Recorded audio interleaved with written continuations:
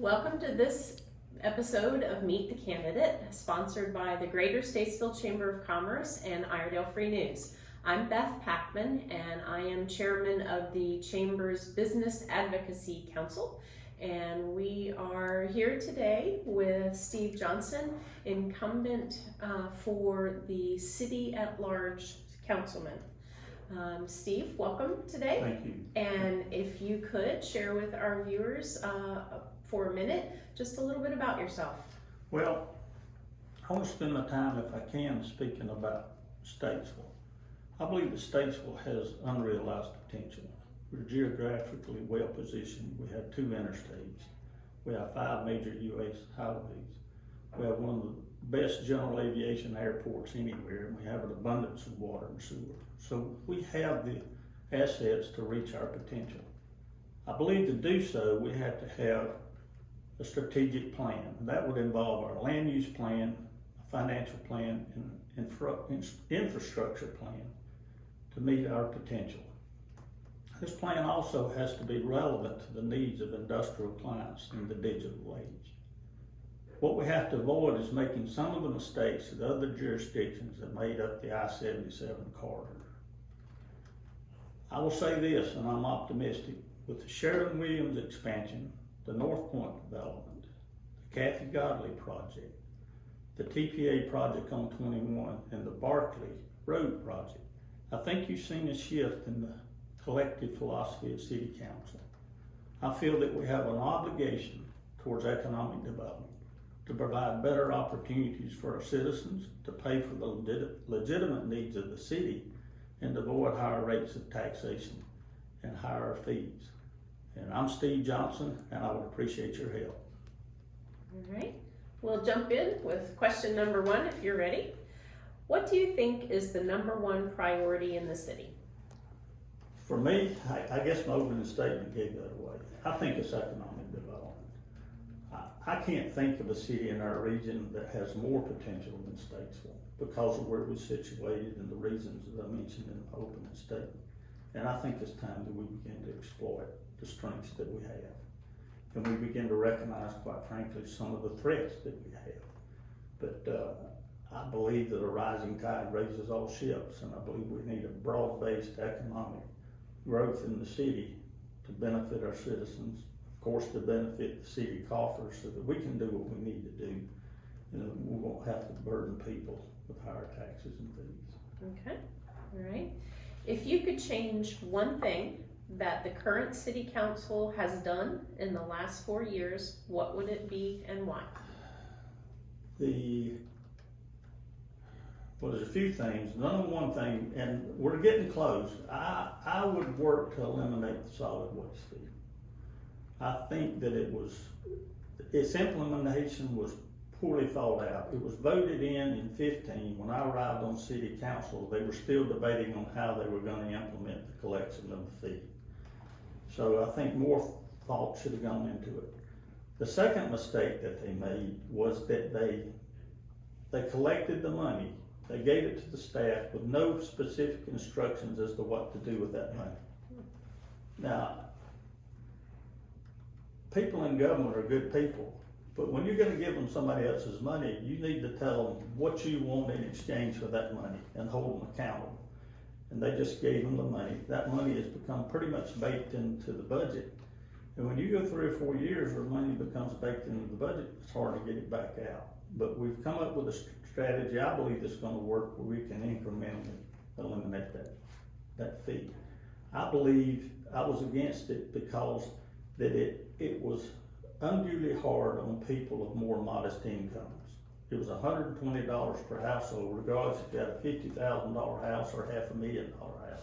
So I think too much of that burden was put on people of lower income. Okay. All right. What is your assessment of the work of the professional management team of the city over the last 4 years? I would have to say that I have more confidence today than when I arrived. I'll give you one example. When I was elected, I thought there would be an orientation period. I never got a phone call, so I called them. And I said, I would like to see your 5-year revenue projections. And they didn't have them. I said, I would like to see your 5-year capital improvement plan, and they didn't have one. Today we have one. I think that, I think Ron Smith, our city manager, I have great confidence with him. I've worked for a number of years with Ron at the county as our planning director and also as the county manager. He's a man of outstanding integrity and judgment. Scott Harold, our public works, I have great confidence in him. If you give him money and you tell him what you want for it, he's gonna come back with a price. He's gonna be close on the price and you're gonna get what you asked for. We have a new finance director, and through him and Chris Tucker, who was there before, we now have revenue projections out into the future. So we can prioritize things and see how decisions are gonna impact us down the road. So I've seen a great deal of improvement, and I'm pleased with it. Awesome. Okay. What role can the city council play to address the affordable housing crisis? I usually take a little bit different tact on that. I believe the best way to make housing affordable is a good job. So I think that we need to grow our economy, and working in South Statesville for 41 years now, all day long people come in there and they're more qualified than the job they have. That's the human capital. So, and they deserve a better opportunity than what we have. So that's the number one way. The other night we did approve, it's a meager start, we did approve a plan where we sold 3 lots that the city owned to a private developer that's gonna, under HUD, that's gonna build those 3 homes. The down payment's gonna be affordable, and they're gonna be able to make the payments on their own, and they can build that equity. I have to say, one thing that I don't like about that plan is if they become too successful, they get punished on the house payment. I want to incentivize people from doing well, not punish them. Right. And I want to see people prosper. It's one of the great joys of being in public office. Okay. Question 5. While campaigning, what are the issues you're hearing about from voters, and how would you address them? It depends on who you're talking to. If you're speaking to a group of ladies, this place is a shop. My wife says all the time, when are you going to get us a Harris Teeter? And you have to understand that in regard to retail shopping and restaurants and so forth, those companies look at a matrix. They look at the size of your city, they look at home ownership, they look at per capita income, education level, a whole host of things. If you don't fit their matrix, they're not coming. Sure. So what we've got to do is we've got to come up with an economic development plan to give people those good jobs with disposable income, so those opportunities will come here. I hear a lot of complaint about roads, which surprisingly, a huge percentage of the miles of the roads inside the city are DOT, and we don't have a whole lot of control. But we do respond very well on city streets as far as potholes, as far as painting, and those are 2 of the main things that I hear about. Okay. How can the city improve the quality of life for citizens? Well, I'm gonna keep going back to my constant theme.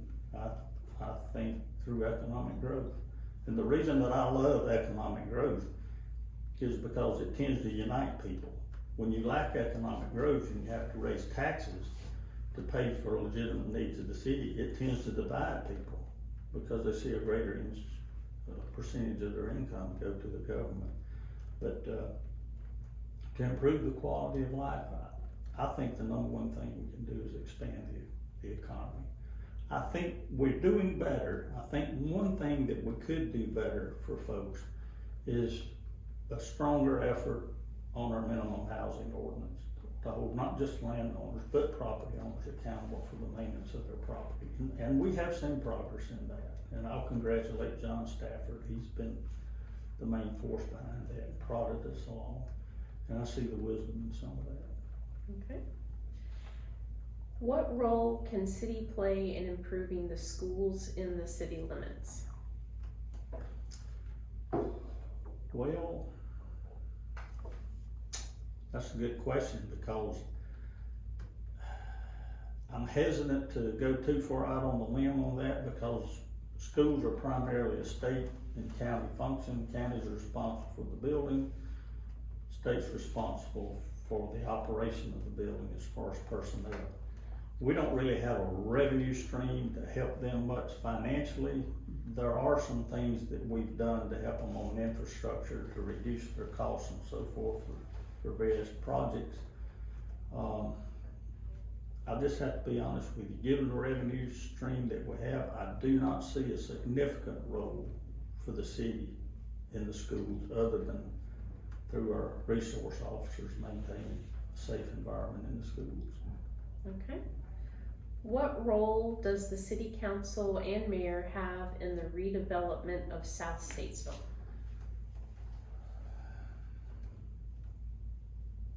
I think Milton Friedman says regulations are taxes that masquerade as good intentions.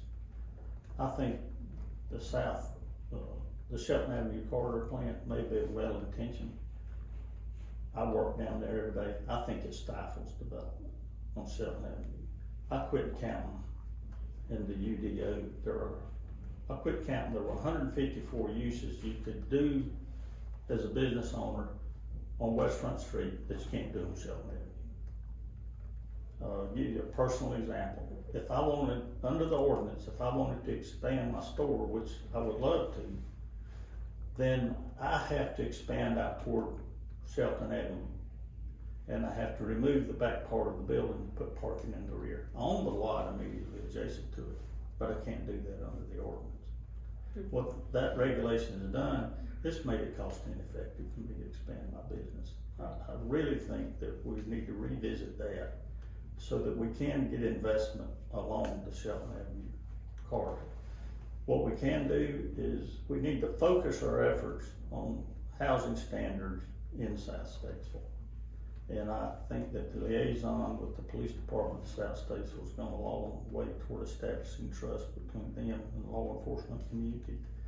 And I had the privilege to ride with an officer one night a while back, and he interacted very well with the citizens. They all knew him by name, and they had a good relationship with him. But you gotta provide folks. Number one thing is you gotta provide folks with a safe environment. Okay. What is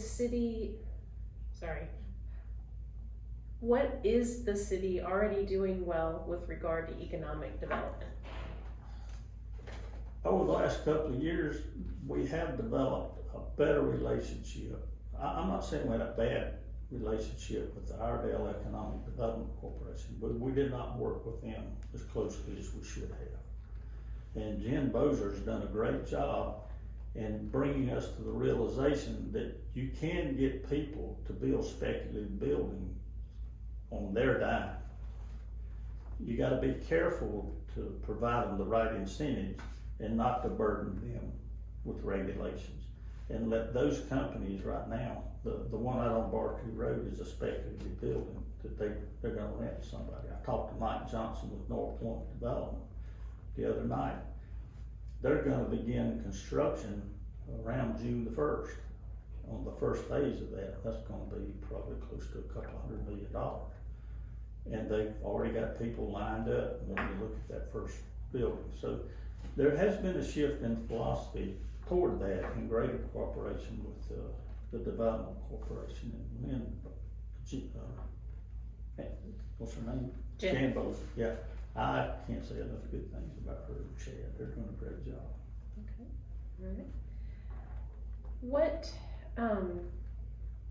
the city council voted to spend $7 million of ARPA funds for the new fire station number 1. Would you have used these funds differently? No, ma'am, no. Initially I said so, but I did not fully understand the regulations in regard to ARPA funds. Actually, we only had of the 33 point something million we actually only had discretion over 7.2 million. Actually, I advocated that we spend a little more on that fire department to remove the fire administration out of City Hall and put them in this new fire station, because we are crowded in City Hall. Talking to folks, commercial office space is $225 to $235 a square foot. We could add a little bit more to the fire station, move all of them out of the City Hall for about $140 a square foot. So I felt like we're gonna need that space. That was the most economical way to do it. The price tag I'm hearing right now is probably a little more for $9 million. But we have adequate money, and I would be in favor of pulling if necessary. We are seeking a grant, a federal grant for fire service that looks like it's a pretty good chance we get it for about $2 million. But even if we don't, I think we should go ahead and pull $2 million out of the fund balance to dedicate it to that building. And let's build a building that's gonna last us 50 to 60 years. Okay. That's it for the questions. Okay. If you want to share with our viewers anything that we haven't covered or discussed, or make any conclusions. Yeah, I just want to take a minute to share with you some of my beliefs and convictions about public service. I do believe that when you assume a public office, I think you inherently assume a moral hazard. And I want to tell folks that I promise always to conduct myself in a professional manner, that I will always tell you the truth, that I'll be honest with you. When we need to spend money, I will tell you so. I'll tell you why we need to do it. I'll tell you what it's gonna cost, and I'll tell you what you're gonna get for your money. And on the backside, I'll hold the people who are in charge of that project accountable to make sure they come in on time and on budget, and that we get what you pay for. And assure you that if I can help you in any way, I'm just a phone call away. And I really do see it as a public service. I see it as a stewardship and a trust that you've given me, and I will live up to that standard. And I thank you for your support. Okay, thanks for joining us. Yes, ma'am.